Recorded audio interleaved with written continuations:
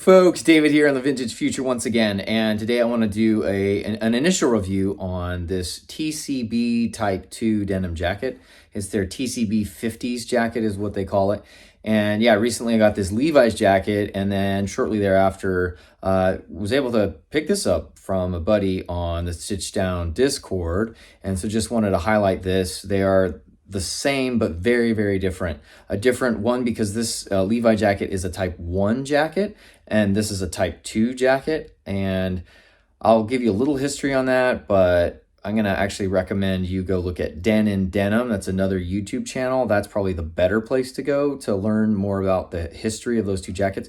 But one, they're two different types for different models that Levi Strauss & Company released over the years back in the 1900s. But also, this represents like a true heritage Amakaji repro brand. And it's got, you know, the unsanforized fabric, historically accurate in many ways. Whereas this is more like, it's got some vintage historic homage going on, like, but really they just kind of like take a bunch of random like vintage sort of details and they just kind of throw them together in the pot and stir them together. And they're not even necessarily super accurate. So this isn't like a true repro garment, but it's almost like it's like a greatest hits album, right? If you took like all the little details of the different Type 1s that they made over the years and threw them together in a greatest hits album and just made this conglomerate thing, it'd be this jacket. But this one is, other than a couple of the dimensions, you know, they've like lengthened the bottom a bit and like changed the collar dimensions just a little bit and the cuff and stuff like that. But other than little changes like that, this is supposed to be like a really accurate representation of that historical Type 2 jacket. And one of the really cool things about the Type 2 is of the 3 type jackets, well, technically 4 that Levi made. So in the 1800s, it was the triple pleated blouse. And then what we came to know as the Type 1 in 1936. But leading up to that time, that would also be called a blouse, a denim blouse. But we kind of usually just look at it and go, oh, it's a Type 1. So triple pleated blouse, say that 5 times fast. Triple pleated blouse, the Type 1, which is like this. It's got the single pocket, see, single pocket, not 2. And it's more relaxed, boxy fit, kind of cropped. And then it went to the Type 2, which is slightly different cut. It's got the 2 flapped pockets, and then instead of a cinch back, you've got, come on, work with me, buddy. I can't do it. There, you've got this right here, you know, whereas I've got a cinch back on this jacket. And whereas the triple pleated blouse and this was made for decades and continued to be made, you know, throughout the time that this Type 2 came out, this Type 2 was only made for like less than 10 years. I think it was like 8 years that they made this total. And obviously you can buy them now from Levi's, but they made them for like 8 or 9 years and then stopped making them because the Type 3 came out. And so this one's cool because I think of all the jackets, it's probably the one you see the least, you know, arguably, depends like who you hang out with, but Type 1 and Type 2, really cool. Type 2, especially cool. And it's like kind of where the Type 3 meets the Type 1. I think it's like the best of both worlds in some ways. And what I'm liking about this so far is this one is like a really classic, boxy, vintage fit. It's super roomy. It's good for layering or just looking super chill. It kind of says to the world, like, I'm just chilling, don't mind me. I'm just over here relaxing. You know, not that you don't want to look good, but it almost kind of says, I don't really care how I look right now. I'm just working. I'm just hanging out or whatever, right? Whereas this jacket or a Type 3, they're much more form-fitting, comfortable. Like you can move around in them. They're not constricting at all. Very comfortable. Lots of mobility, but they're a trimmer fit. They're more form-fitting. And so they kind of say when you're wearing it, like almost like I'm cool or I'm trying to be cool or I dressed up this morning trying to look good. I want you to notice me. Like I want to look great, right? And there's nothing wrong with that, but I'm just saying those are the two different vibes. So the form-fitting thing is a little more modern and the boxy thing's a little more classic. I think originally the way you would have sized the Type 2 was kind of more similar to the Type 1 when I look at pictures, even of like really cool people like Elvis Presley wearing a Type 2. They're wearing like the next size up. I feel like it's a little more roomy than this looks on me, but we're so used to that Type 3 look, that modern slim fit look, that often we'll size these you know, in that more modern, slim way. And I did that with this just because that's what my buddy had, you know. But if I had to choose, I might have gone the next size up. But it's nice having both. It's, you know, if you're going to have two denim jackets, I would recommend to you having a more boxy, really roomy one that can look really chill and also work really well with layers underneath it in the colder months. And then have like maybe your summer jacket or your jacket where you want to look a little more dressed up and the look is, you know, all trim and stuff. This one wears more like a shirt. Like it looks like you're wearing a denim shirt with really thick fabric. And this one actually looks like a jacket. So that's kind of the way they are. So let's go in for a closer look. I want to show you all the details and kind of what they've done with the thing and maybe compare it a little bit to this Levi jacket that I'm wearing. Okay, so there it hangs, the TCB 50s Type 2 denim jacket. I went with a size 44. You know, you want to size these based off your largest measurement. So like for me, the sticking point compared to the sizing chart was the chest. For some of you with really broad shoulders, it might be the shoulders. If you have really long arms, it might be the arms. But whatever your largest measurement is on the sizing chart, size for that. That's what Rio told me. We emailed back and forth a few times because I was actually hoping to get a new one. But then I had this opportunity come up. But yeah, definitely would be interested in going back to them in the future. So his time is not wasted. He won a customer for life because I think highly of his product and his customer service and all that. And I'm not the first to say that. I'm so late to the game with TCB. But anyways, yeah, 5'10", 165 pounds, 33-inch waist, approximately 18-inch shoulder, roughly a 41-inch chest, roughly a 29-inch inseam, size 10 or 10.5 shoe or boot, depending on which one it is. And I'm wearing a size medium Levi jacket and a size 44 in this 50s jacket. I asked him about the size in the 30s jacket that they offer, and he said it would be a 42. So anyways, that's just kind of like the basic sizing information. True to size for a slim fit. If you want to do a relaxed fit, go up one size. If you want to do a really relaxed fit, go up an additional size. And you probably wouldn't want to go any more than that because then the sleeves would be like, you'd be like Dopey or whatever on on Snow White. So, okay, so first of all, the fabric. This fabric is my first experience with Zimbabwe cotton. I'll be honest, I can't really tell the difference between this and the Banner denim that I have on my warehouse Duck Digger jeans. So they're both very soft, really sort of period accurate looking denim. Yeah, really hairy, a little bit of slub, a little bit of nep, but nothing overdone. Really, really nice. And this is a 13.5 ounce unsanforized one. The thing with Zimbabwe cotton, everyone tells me, is that it's really, really soft. And the other thing is, and this is like as period accurate as you can get over and against other denim fabrics, is it's hand-picked cotton. The Zimbabwe cotton is hand-picked, whereas most other cotton is machine-picked. And, you know, that's going to yield different results. TCB, you see the cats right there. In case you didn't already know, TCB stands for Two Cats brand. So TCB jeans, trademark, every garment guaranteed, manufactured in Okayama, Japan. Good life with a good pair of jeans. So it says on the website made in Kojima, Japan. I don't know much about Japan. Is Kojima like a smaller city within a metropolis called Okayama, or is this like something a little different? I don't know. But anyways, it says made in Kojima, but this says manufactured in Okayama. In any case, it's made in Japan. You can see it says size 44 right there. One thing I don't like, even though it is period accurate for 1950s Levi garments, is the paper patch. I hate paper patches.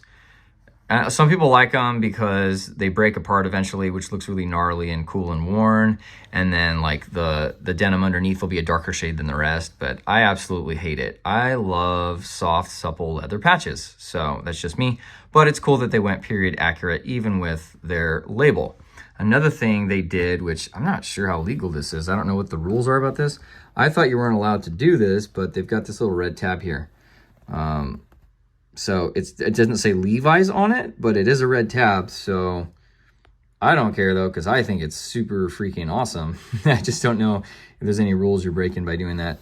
Obviously the basic setup is just the standard. It's got the two pockets with flaps. I find them to be a little small. Here's my wallet, and it's, as you can tell right now, like really hard to get in and out with one hand. So not horrible, but the pockets are definitely smaller than the patch pocket on my Levi's version. I'm not sure if that's the case with all of them, but between these two, that's how it is. A cool detail is these buttons are, I believe, iron. It didn't really say on the website, but they're already tarnishing. So it's some kind of material that tarnishes, and I think that's really cool because in the long run, the aging is gonna be great. You got the pleats on the front. Once again, they say that it's like this so that if you wanted like this to be an expansion gusset, you could like cut the thread here and you get more room out of the jacket. And right here again to get more room. Back in the day when you would have only like one jacket, and that way, you know, you didn't have to buy a new jacket just because you gained weight or if you wanted to put layers underneath. So that's cool. You've got salvage ID running down the inside front of the jacket, but it doesn't go all the way up. I'm assuming that's a historical detail, but it's not like the Levi where the salvage ID goes all the way up. So that's cool. And then you've got, you know, the chain stitching all across the back yoke, all across the front right here. And you can kind of see it right here. That's chain stitching. This, the inner part of the sleeve, and then the outer seam of the sleeve, that's all chain stitched. And here you'll see the inner stitch is chain stitched, but this outer stitch is not. The Levi has chain stitching on both those things. Again, probably less historically accurate, but I think it's kind of cool to have a chain stitch on both. And the other interesting thing is on the Levi one, they put this yellow thread on the outside and the gold thread right here on the inside. So they're flip-flopped. And then again, the waistband, you've got a chain stitch here and not here, whereas the Levi has a chain stitch at both locations. And once again, the yellow thread's on the inside and the gold thread is on the outside instead of the other way around. And they do some cool stuff, like they'll, man, where was that? There's like some areas where you'll see it mixed. So like, see, is it right here? No, oh yeah. So they've got like a gold and yellow chain stitch. It's like the two mixed together. I thought that was interesting. There is a flaw, which is interesting. Like, I didn't notice any flaws on my Levi's jacket, even though it's way cheaper, but that is kind of ugly. You know what? I really don't care at all because it's a denim jacket. This is not like formal wear, but it just bears noting. But you know what? For the price, you can't beat it. They cut out the middleman. They don't have people like making this for them. They make it themselves and sell it themselves. So even if you were to buy this, you know, new off the website, shipped, it's like $200 US or less. And if you're in Japan, it's probably way less than that because I think it's like 24,200 yen, which comes out to like 180 US right now in 2023. And then you got to pay for shipping. So yeah, really, really good for something of this quality. Like that is absolutely mind-blowing insane. It should cost like twice that in my mind, not knowing a ton about the stuff, honestly. But yeah, it's a really, really nice jacket. I love the way it looks. I love the way it fits. Let's turn it around and look at it some more. There's nothing really on the back to speak of. That's the stitch outline of the patch inside, the paper patch. You know, nothing under here. You've got these little pleats, but the interesting thing is on my type 1, these pleats are turned inward and here they're turned outward, you know, so I don't quite know why, but it's like they wanted the excess material on a type 1 to fold in, and on the type 2 it's folding out. You can see that chain stitch roping already taking place. Super cool. This was a one wash, by the way. In the past they might have done raw, but TCB, as far as I've seen, is largely moving to one wash. They might have gotten tired of returns and complaints for people having trouble with sizing with the shrink to fit thing. So most of their stuff is now one wash. So here's those buckle adjusters that I showed you earlier. Or sorry, it's not a buckle adjuster. It's like a button adjuster, side adjusters. I don't use them. I don't need them. So that's interesting. And then this pleat is continued on the bottom on both sides.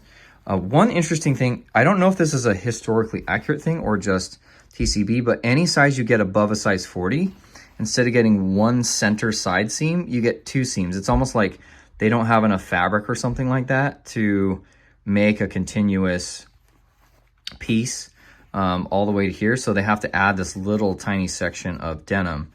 And it's interesting because they've got, you know, gold thread on this one and yellow on this one. So it doesn't bother me per se, but from a design standpoint, I'm kind of like, I wonder why that's there on only above size 40. Is it historical detail or not? Because if it's not a historical detail, you know, and it's not like something they had to do because, you know, maybe their denim fabric is not coming in pieces wide enough, then if it's just a design feature, I think that's a little silly. It doesn't look horrible, but it doesn't look great. One thing they have on here that I don't have on the Levi is riveted sleeve vents. Instead of a bar tack, it's a rivet. And I think that's really cool. I really love the thing. Here's the button. Yeah, so, because you can tell this is already kind of like coming undone right here a little bit. And that's fine because that's what the rivet's there for. And again, the stitching here gets a little wonky. Again, I literally couldn't care less, but you should just know, like, these are the kinds of things you can expect from this brand. Something else that's of note, maybe it's historical significance. I think it is. At the very least, it's just cool construction data. So they do the stitch for these pockets in one stitch. They don't like lift the needle every time they go around a corner. So that's why there's that little diagonal stitch there. And then this is obviously the beginning and the end. So they start it, they do this diagonal stitch, you know, they come down, they go around, see the diagonal stitch again, the little triangle thing. They go around, all around. And so like the whole pocket stitch is one continuous row. And then it's got, instead of like hidden rivets or whatever, there's a bar tack right there on both sides. So that's really cool. Another thing just different than the Levi is the size of this huge rectangular box stitch is thinner on this than it is on the Levi. I would assume this is more historically accurate because that's like TCB's whole shtick, is that they're trying to be a historically accurate company. But yeah, and as I said, it's like a slim modern fit. It's pretty beautiful. I love wearing it. It's really comfortable. It goes well whether I'm wearing like 9-inch leg denim or like huge Blackstein Vocalion jeans with like a 10+ inch leg. They look really good. So I'm really happy with it. They're about the same color and shade as my Warehouse Duck Digger jeans, whereas the Levi jacket is a little slightly different shade. So it's a really cool jacket, and I can't wait to see how it ages. The arms are slightly slimmer than the Levi, as you would expect. And so what that means is I'm probably going to get those inner arm folds and creases and fades more so than the Levi. And of course, this is 100% cotton, whereas the Levi has a hemp blend in it. Just a couple more things before we wrap up. One, this is 100% cotton, but the thread is also 100% cotton. That's a vintage detail. You could argue that poly thread is better because it's going to last a lot longer. So we'll see how this thing fares, but I think it's cool that it's historically accurate, at least. Another thing is, as far as like what condition I got it in, the previous owner had washed it once in addition to the initial one wash that the factory gave it, and then wore it about 15 times. So I got it pretty much new. And then the last thing is, you can see here, the cuff is really hard to like roll up. So like if you want to be that person that rolls your sleeves up, you want to get a size up, because this basically doesn't roll up at all, like just like that. And even that, it's like tight on my arm. So not a great jacket for rolling up your sleeves unless you get like you can go to your measurement and then from there go a size up, you know? So yeah, that's the deal. Anyways, thanks for watching. If you have any questions, let me know. And yeah, I'm gonna wear this thing for a long time. I think it's gonna take years to do a good fade on a jacket, but I'm looking forward to it for this one and the other one. As I always say, let your jeans take you to places more important than the jeans themselves. See you next time.